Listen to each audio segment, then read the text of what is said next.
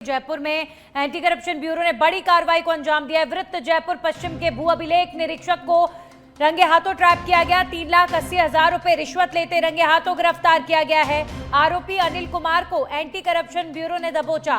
पुश्तैनी जमीन की तकसीम कार्य के बदले 5 लाख रुपए की मांग की गई थी और भ्रष्टाचार के इस मामले में रंगे हाथों एंटी करप्शन ब्यूरो ने कार्रवाई करते हुए अधिकारी को रंगे हाथों पकड़ा है।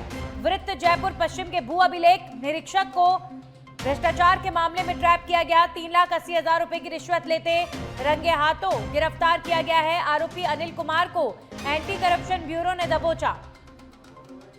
एक पुश्तैनी जमीन की तकसीम कार्य के बदले 5 लाख रुपए की रकम की मांग की गई थी और इस मामले में एंटी करप्शन ब्यूरो को जब शिकायत मिली उसके बाद भू अभिलेख निरीक्षक को रंगे हाथों गिरफ्तार किया गया है। 3,80,000 रुपए की रिश्वत लेते भू अभिलेख निरीक्षक को रंगे हाथों गिरफ्तार किया गया। आरोपी का नाम अनिल कुमार बताया जा रहा है। हमारे सहयोगी राकेश जुड़ चुके हैं इस खबर पर ज्यादा जानकारी के साथ। राकेश, एंटी करप्शन ब्यूरो की बड़ी कार्रवाई और जमीन मामले से जुड़कर भू अभिलेख निरीक्षक ने बड़े भ्रष्टाचार को अंजाम दिया है। क्या कार्रवाई इस पूरे मामले को लेकर? देखिए, डीआईजी आनंद शर्मा को परिवादी ने एक रिपोर्ट पेश की थी कि उससे करीब 5 लाख रुपए की रिश्वत की मांग की जा रही है। एसीबी इकाई द्वितीय ने ये कार्रवाई को अंजाम दिया है, जिसमें 3,80,000 की रिश्वत लेते हुए जो भू अभिलेख निरीक्षक है अनिल कुमार, उसको रंगे हाथ गिरफ्तार किया है। क्योंकि उसने परिवार दिया था कि पुश्तैनी जमीन के तकास्मा कार्य को किए जाने के एवज में 5 लाख की रिश्वत की राशि की मांग की जा रही है। इसको लेकर एसीबी में परिवार दिया गया था। परिवार सत्यापन के दौरान भी 20,000 रुपए प्राप्त कर लिए थे और 4 लाख रुपए लेने हेतु सहमत होकर 1 लाख रुपए स्वयं के लिए और 3 लाख रुपए उपखंड अधिकारी जयपुर प्रथम के लिए लेने हेतु की स्वीकृति ली थी। बहरहाल अब एसीबी की जो टीम है वो अब इस पूरे प्रकरण को लेकर पूछताछ कर रही है और जल्द ही इससे जुड़े अन्य लोगों को भी मुकदमे में एसीबी पूछताछ के लिए बुलाएगी। चलिए, शुक्रिया राकेश आपका तमाम जानकारियों के लिए। तो एंटी करप्शन ब्यूरो में आरोपी से अभी फिलहाल पूछताछ एसीबी द्वारा की जा रही है और इस मामले से जुड़े और भी अधिकारी गिरफ्तार हो सकते हैं। 5 लाख रुपए की रिश्वतखोरी का ये मामला। राजस्थान कर्मचारी चयन बोर्ड ने भर्ती प्रक्रिया में रफ्तार का नया अध्याय लिखा है। 2014 से 2023 तक बोर्ड ने 107 परीक्षाओं के जरिए 1,38,000 पदों पर भर्तियां की थी, लेकिन 2024 से जनवरी 2026 तक महज 2 साल में 130 परीक्षाओं के माध्यम से 1.5 लाख पदों पर भर्तियां कर नया रिकॉर्ड कायम किया गया है। ई फाइल सिस्टम दस्तावेज सत्यापन संबंधित विभागों को देने और सरकार के सकारात्मक सहयोग ने प्रक्रिया को और पारदर्शी और तेज बना दिया है।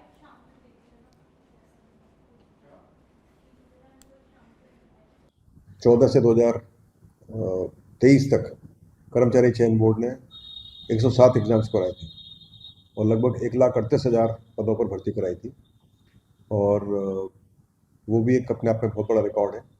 उसके बाद फिर हम 2024 से 2025 और 2026 जनवरी तक यानी लगभग 2 साल के दरमियान में हमने 130 एग्ज़ाम कराए और लगभग 1,28,000 भर्तियों के एग्ज़ाम हमने कराए। वो भी अपने आप में एक नया रिकॉर्ड बन गया है और ये हम इसलिए कर पाए क्योंकि हमारे पास जो बोर्ड की टीम थी वो काफ़ी स्ट्रॉन्ग है और बोर्ड को पूरा सपोर्ट मिलता रहा है राज्य सरकार का, सभी विभागों का, और ख़ासकर जो 38 जिला प्रशासन है जहाँ पर हम परीक्षाएँ कराते हैं, क्योंकि सबसे कठिन काम परीक्षा कराना होता है, वो हमारी जो प्रशासन की टीम है, चाहे पुलिस प्रशासन, जिला प्रशासन, शिक्षकगण बहुत अच्छे से करते हैं। और इसमें इक्वली जो हमारे कैंडिडेट्स हैं, युवा हैं, वो भी इसके धन्यवाद के पात्र हैं क्योंकि उन्होंने बहुत अनुशासन से परीक्षाएं दी। ये सारी जो कार्रवाई है हम करा पाए क्योंकि हमने कुछ स्ट्रेटेजिक स्टेप्स लिए, दूरगामी स्टेप्स हमने लिए, जैसे कि हमने पूरा सिस्टम ने ई फाइल यानी कि ऑनलाइन किया। हमारी जो फाइलें चलती हैं बोर्ड हमारे विभागों से और हमारे कार्यालय के अंदर, उससे हमारे पूरे काम में गति आई। और एक दूसरा बड़ा स्टेप हमने लिया था वो था डीवी कराने का विभागों के द्वारा, क्योंकि ये हमारी एक कमजोरी थी जिसको डीवी हम अच्छे से नहीं करा पा रहे थे और उससे काफ़ी टाइम भी जाया जा रहा था और क्वालिटी भी अच्छी नहीं आ रही थी। लेकिन मुझे बहुत आभार व्यक्त करना चाहता हूँ मैं राज्य सरकार का, जिन्होंने हमारे प्रपोजल को समझा और उन्होंने डीवी विभागों को दे दी। उससे जो डीवी का कार्रवाई बहुत अच्छे से हो रही है और वो त्वरित गति से हो रही है और हर जगह पर साइमल्टेनियसली हो रही है। कई विभागों की डीवी इकट्ठी हो रही है और उससे पूरी गति आ गई है भर्ती प्रक्रिया में, और इसी वजह से हम 130 एग्जाम करा पाए और डीवी भी लगभग काफ़ी तेजी गति से हो रही है और रिजल्ट तेजी गति से निकल रहे हैं। हमारा प्रयास है कि परीक्षाएं पोस्टपोन ना हो, जितना हो सके और टाइम से परीक्षाएं कराएं। वहीं पाकिस्तान और अफगानिस्तान के बीच बॉर्डर पर संघर्ष जारी है। अफगानिस्तान ने पाकिस्तान के एयर स्ट्राइक का मुंहतोड़ जवाब देते हुए इस्लामाबाद के फैजाबाद में सैन्य ठिकाने समेत कई अहम मिलिट्री बेस को नेस्तनाबूद करने का दावा किया है। वहीं पाक एयरफोर्स ने एक बार फिर अफगानिस्तान में कई प्रांतों में एयर स्ट्राइक की है।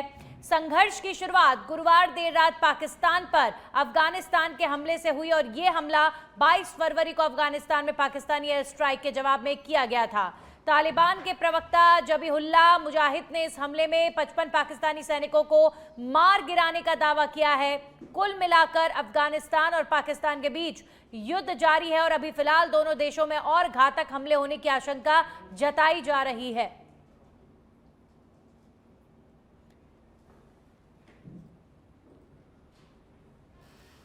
अब खबरों में आगे बढ़ेंगे। खबर है राजस्थान के बयाना उपखंड से, जहां पर खरेरी गांव में देर रात एक अज्ञात व्यक्ति द्वारा छप्परनुमा मकान में आग लगाने की घटना हुई है, जिसमें 90 वर्षीय होलीराम पुत्र फगुनिया गंभीर रूप से झुलस गए। आग तेजी से फैल गई, जिससे आसपास के लोग अफरा तफरी में आ गए। ग्रामीणों ने आग पर काबू पाया और घायल बुजुर्ग को तुरंत बयाना उपजिला अस्पताल पहुंचाया गया है। गंभीर हालत को देखते हुए डॉक्टरों ने उन्हें भरतपुर रेफर कर दिया। पुलिस ने मौके पर पहुंचकर जांच शुरू कर दी है और अज्ञात व्यक्ति की तलाश जारी है।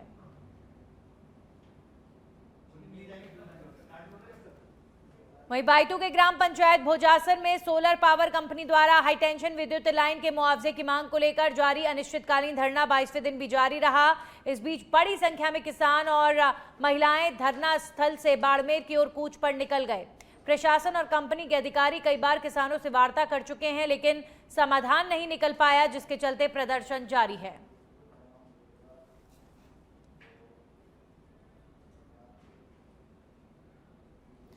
वहीं झुंझुनू में कोर्ट परिसर में खड़ी 2 वकीलों की गाड़ियों के ट्रैफिक पुलिस द्वारा चालान काटे जाने के बाद विवाद खड़ा हो गया है। कार्रवाई से नाराज अधिवक्ताओं ने डीजे कोर्ट का बहिष्कार शुरू कर दिया है। वकीलों का कहना है कि ट्रैफिक पुलिस ने डीजे के निर्देश पर चालान काटे, जिसके विरोध में ये निर्णय लिया गया है। बार एसोसिएशन ने चेतावनी दी है कि जिला न्यायाधीश के स्थानांतरण तक डीजे कोर्ट में पेशी नहीं दी जाएगी। वहीं ट्रैफिक पुलिस का कहना है कि कोर्ट परिसर को वाहन मुक्त रखने के निर्देशों की पालना में कार्रवाई की गई है।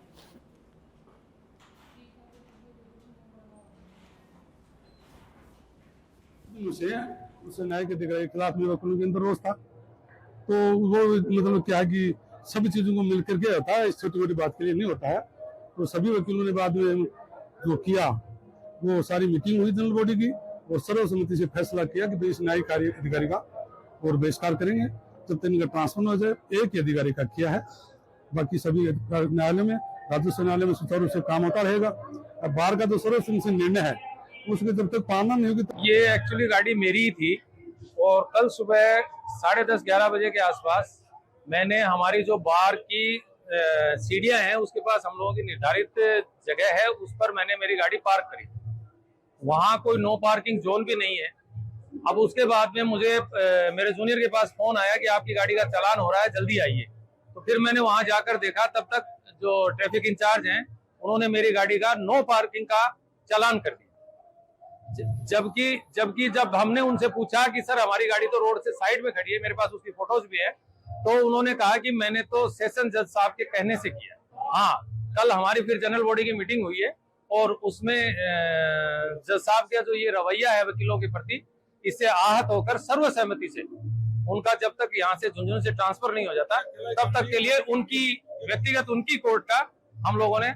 और भाई भुसावर कस्बे और उपखंड क्षेत्र में शुक्रवार को फाल्गुन मास की शुक्ल पक्ष की आम्ल की एकादशी मनाई गई है, जिसे पंचांग अनुसार रंगभरी एकादशी भी कहा जाता है। शुभ मुहूर्त में श्रद्धालुओं ने आंवले के वृक्ष की पूजा अर्चना की, परिक्रमा की और भगवान विष्णु की मूर्ति की विधि पूर्वक पूजा कर मनोकामनाएं मांगी। कस्बे के प्रमुख मंदिरों जैसे कोठी वाले हनुमान जी, हुंकारेश्वर महादेव, पार वाले हनुमान जी, दाऊजी महाराज, लक्ष्मण जी, चतुर्भुज जी और अन्य में विशेष सजावट और अभिषेक, भोग, भजन और हरि संकीर्तन के साथ धार्मिक कार्यक्रम आयोजित किए गए। भक्तों ने लाल चुनरी, चूड़ी, सिंदूर अर्पित कर गुलाल और टीका लगाकर आपसी आशीर्वाद साझा किया। आमला की एकादशी का शुभ समय 27 फरवरी की सुबह 12:33 से लेकर सुबह 10:30 बजे तक का था और इसे भगवान शिव एवं माता पार्वती से जुड़ी पौराणिक परंपरा के रूप में मनाया गया। मैया की पूजा आमली मगध करते हैं और आज मन की तमन्ना पूरी करने के लिए माँ की पूजा करते हैं आमली की भगवान की। तो 11 मैया सबकी मन की कामना पूर्ण करती है। 11 मैया की पूजा आमली मगध करते हैं और आज मन की तमन्ना पूरी करने के लिए माँ की पूजा करते हैं आमली की भगवान की। तो 11 मैया सबकी मन की कामना पूर्ण करती है। राजस्थान के झुंझुनू के पीपली गांव निवासी सीआरपीएफ के सब इंस्पेक्टर जयकरण लोड़ायत का शुक्रवार को सैन्य सम्मान के साथ अंतिम संस्कार किया गया। वे केंद्रीय रिजर्व पुलिस बल की 85वीं बटालियन में पदस्थ थे और उनकी तैनाती छत्तीसगढ़ में थी। 54 वर्षीय जयकरण की तबीयत बिगड़ने पर चंडीगढ़ में उपचार के दौरान उनका निधन हो गया। वर्ष 1990 में गंगानगर से सीआरपीएफ में भर्ती हुए जयकरण अपनी कर्तव्य निष्ठा और अनुशासन के लिए जाने जाते थे। उनके परिवार में 2 पुत्र हैं। बड़ा पुत्र प्रदीप सीमा सुरक्षा बल में और छोटा पुत्र प्रमोद राष्ट्रीय सुरक्षा गार्ड में इंस्पेक्टर पद पर कार्यरत है। अंतिम संस्कार के दौरान जवानों ने पार्थिव देह पर पुष्प चक्र अर्पित कर श्रद्धांजलि दी और पूरे सैन्य सम्मान के साथ उन्हें विदाई दी गई है। इस दौरान बड़ी संख्या में ग्रामीण और गणमान्य लोग उपस्थित रहे और गांव में दिन भर शोक का माहौल बना रहा।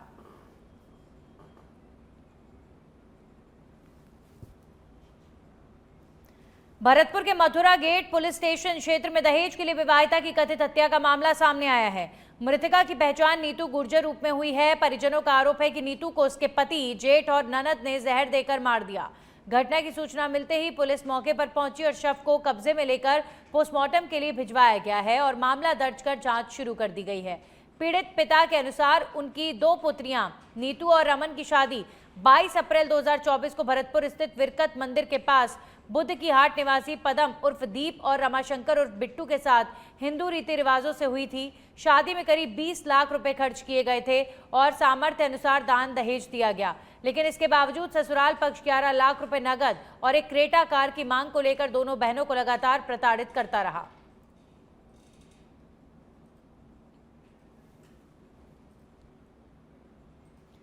पाली जिले के सुमेरपुर क्षेत्र स्थित तखतगढ़ समर्थन मूल्य केंद्र ने पिछले वर्ष सर्वाधिक गेहूं खरीदी का रिकॉर्ड बनाया था और इस बार 3000 मीट्रिक टन के लक्ष्य के साथ फिर सक्रिय हो गया है। केंद्र और राज्य सरकार के सहयोग से संचालित इस केंद्र पर किसानों और मीडिया प्रतिनिधियों के सम्मान में समारोह आयोजित हुआ, जिसमें एफसीआई अजमेर के प्रबंधक राकेश कुमार मुख्य अतिथि रहे। वर्ष 2025 की खरीदी में उत्कृष्ट प्रदर्शन करने वाले किसानों और कार्मिकों को सम्मानित किया गया। अधिकारियों ने बताया कि खरीद प्रक्रिया पारदर्शी और सरल है तथा तखतगढ़, सुमेरपुर के साथ सांडेरा और बाली में नए केंद्र स्वीकृत होने से किसानों को सुविधा मिलेगी। किसानों ने समर्थन मूल्य पर समयबद्ध भुगतान के लिए सरकार का आभार जताया है।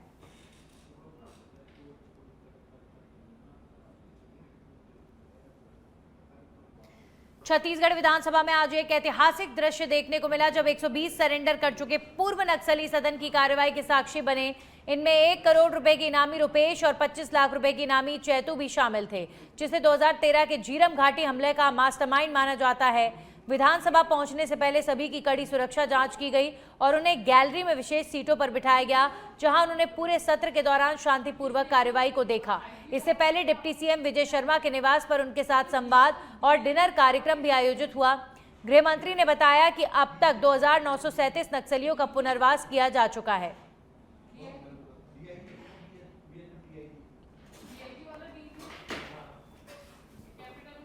सूचना दी इस बात की, जब विशेष अतिथि आते हैं सदन में, कोई बड़े नेता आते हैं, कोई बड़े किरदार आते हैं, तब आसंदी के द्वारा सूचना दी जाती है। आज जिन पुनर्वासित लोगों ने दशकों दशक जंगल में समय बिताया, आज वो जब यहाँ पर विधानसभा का सत्र देख रहे थे तो आसंदी ने इस बात की सूचना दी कि हम सब के बीच में आज वो लोग हैं जो समाज की मुख्यधारा में आए हैं और आगे आने वाले समय में लोकतांत्रिक प्रक्रियाओं के अनुरूप आगे काम करेंगे। आसंदी के द्वारा आज सूचना दी गई। आपके साथ लगातार संवाद भी पहले भी होता रहा है, कल भी हुआ, कितने कंफर्टेबल हो गए पहले से ही लोग सब? मुझे लगता है कि बहुत मन तो पहले ही बन गया। अब जब एक बार मन बन जाता है तो बात ठीक हो जाती है। तो मन बन जाने के बाद आज जीवन को अब अगले कदम की ओर ले जाने के लिए बड़ा गौरव का विषय है कि हम लोग आत्मसमर्पित माओवादियों के लिए बहुत अच्छा पुनर्वास नीति लेकर आए हैं, जिसका परिणाम भी देखने को मिला है। 2500 से ज़्यादा माओवाद आत्मसमर्पण किए हैं, जिसमें विभिन्न स्तर के हैं। और आज तो और भी सौभाग्य का विषय है कि आज 120 आत्मसमर्पित हमारे माओवादी यहाँ पर विधानसभा भवन भी आए हैं, विधानसभा की कार्यवाही भी देखे हैं। यहाँ हम लोग के साथ उनकी फोटोग्राफी भी हो रही है। हमारे गृह मंत्री, हमारे मंत्रीगण, हमारे डीजीपी अधिकारियों के साथ उनकी फोटोग्राफी भी हो रही है। उनसे हम लोग बात भी किए हैं। बहुत अच्छा उनको लग रहा है। उनका बहुत बहुत स्वागत है और उनके भविष्य की चिंता सरकार करेगी। बड़ा आज बहुत सौभाग्य का दिन है। बस्तर हमारा शांति की ओर जा रहे हैं और जो हमारे वहाँ के भाई बहन युवा जो कुछ लोगों के बहकाव में आके जो शांति से अशांति की ओर चल दिए थे, वापस पुनः संविधान पे विश्वास करके यहाँ की भारतीय जनता पार्टी की सरकार माननीय अमित शाह जी के मार्गदर्शन में, माननीय विष्णुदेव साय जी के नेतृत्व में और लगातार हमारे यशस्वी उप मुख्यमंत्री श्रद्धेय विजय शर्मा जी ने जो लगातार बस्तर में जो नक्सल के खिलाफ हम जो काम कर रहे हैं, लोगों को मुख्य धारा से जोड़ने का काम कर रहे हैं, विकास की धारा जोड़ने का काम कर रहे हैं, संविधान के प्रति आस्था को बढ़ाने का काम कर रहे हैं, उसका एक बहुत अच्छा स्वरूप आज देखने को आया है कि आज बहुत बड़ी संख्या में बस्तर प्रभावित, नक्सल प्रभावित जो हमारे भाई बहन हैं, जो पहले कभी नक्सली लोगों के झांसे में आके उनके साथ चल दिए थे, आज पुनः देश के मुख्य धारा संविधान पर विश्वास करते हुए आज वो छत्तीसगढ़ के सर्वोच्च सदन छत्तीसगढ़ विधानसभा कार्यवाही को आज देखने हैं। उनका स्वागत है, अभिनंदन है और इसके लिए माननीय नरेंद्र मोदी जी हमारे। और जयपुर से बड़ी खबर है जहां पर शिक्षा विभाग से जुड़ी खबर आ रही है। पट्टा विहीन राजकीय विद्यालयों को मिलेगा भूमि का पट्टा। मुख्य सचिव के निर्देश पर प्रदेश भर में विशेष अभियान। सभी जिला कलेक्टरों को पट्टा जारी करने के आदेश जारी किए गए हैं। जिला शिक्षा अधिकारियों को समन्वय कर कार्रवाई के निर्देश दिए गए हैं। 1 महीने में रिपोर्ट भेजना अनिवार्य होगा। सरकार का बड़ा कदम, स्कूलों की भूमि व्यवस्था अब दुरुस्त होगी। तमाम वो स्कूल जिनकी भूमि को लेकर पट्टा नहीं है, उन स्कूलों को पट्टा जारी करने के आदेश दिए गए हैं। शिक्षा व्यवस्था को बेहतर करने के लिए बड़ा कदम है ये। जिला शिक्षा अधिकारियों को समन्वय कर कार्रवाई के निर्देश दे दिए गए हैं। 1 महीने में रिपोर्ट भेजना भी अनिवार्य होगा। जो भी स्कूल का पट्टा जारी किया जाएगा उसकी रिपोर्ट भी पेश करनी होगी। तो सरकार का ये बड़ा कदम है। स्कूलों की भूमि व्यवस्था को दुरुस्त करने के लिए, शिक्षा व्यवस्था को बेहतर करने के लिए सरकार का बड़ा कदम माना जा रहा है। तो शिक्षा विभाग को लेकर मुख्य सचिव की तरफ से ये बड़ा आदेश जारी हुआ है। पट्टा विहीन राजकीय विद्यालयों को मिलेगा भूमि का पट्टा। तो मुख्य सचिव के निर्देश पर प्रदेश भर में विशेष अभियान। तमाम कलेक्टरों को, अधिकारियों को यह आदेश जारी किया गया है कि अपने अपने क्षेत्र के स्कूलों को देखें। जहां राजकीय स्कूलों की भूमि को लेकर पट्टा जारी नहीं किया गया है, वहां पर उन्हें पट्टा जारी किया जाए और 1 महीने में उन स्कूलों को लेकर रिपोर्ट भी पेश की जाएगी।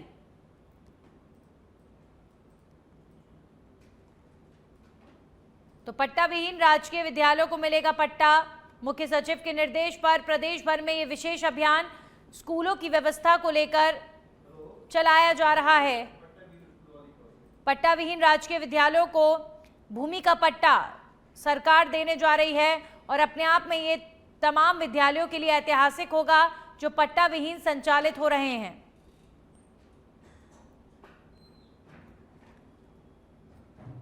तो ये है वो आदेश की कॉपी जो मुख्य सचिव की तरफ से जारी की गई। हमारे सहयोगी कुणाल जुड़ गए। कुणाल, क्या फायदा होगा तमाम स्कूलों को जो पट्टा विहीन चल रहे हैं, उन्हें पट्टा मिल जाए तो? देखिए, आपको बता दें कि राज्य सरकार के द्वारा जो मुख्य सचिव के निर्देश पर यह अभियान जो है वो यहाँ पर चलाया जाएगा। स्कूल की जो शिक्षा व्यवस्था है वो यहाँ पर सुदृढ़ होगी और राज्य में बड़ी संख्या में ऐसे राजकीय विद्यालय हैं जो वर्षों से अपनी भूमि पर संचालित नहीं हो रहे हैं और उनके पास जो है भूमि नहीं है, किसी और भूमि पर वो संचालित हो रहे हैं। ऐसी स्थिति में जो है उनको यहाँ पर पट्टा देने का काम जो है वो यहाँ पर किया जाएगा। और क्योंकि भूमि स्वामित्व के अभाव के कारण जो सरकारी योजना है उनको लागू करने में कई बार जो है बाधा उत्पन्न होती है, क्योंकि स्कूल की खुद की जमीन होती है, किसी भी तरह का जो बजट आता है वो यहाँ पर लैप्स हो जाता है। ऐसी स्थिति में स्कूल की खुद की जमीन हो, ऐसे में जो है ये अभियान जो है चलाया जा रहा है। तमाम जो भूमिहीन जो स्कूल हैं जिनके पास खुद का पट्टा नहीं है उनके इस बारे में जो है जानकारी मांगी गई है और विशेष मोड पर इस अभियान को चलाया जाएगा। मुख्य सचिव ने इसको लेकर जो है निर्देश दिए हैं। शिक्षा विभाग के द्वारा तमाम जिला कलेक्टरों को आदेश जारी कर इस बारे में जानकारी जो है मांग ली गई है। चलिए, शुक्रिया कुणाल आपका तमाम जानकारियों के लिए। तो मुख्य सचिव के निर्देश पर अब प्रदेश भर में चलेगा अभियान, पट्टा विहीन विद्यालयों को मिलेगा पट्टा। और अब खबर सिरोही से है। कृष्णगंज के पास अनियंत्रित होकर ट्रेलर पलटने की खबर आ रही है। आपको बता दें कि हादसा कांडला हाईवे पर हुआ है।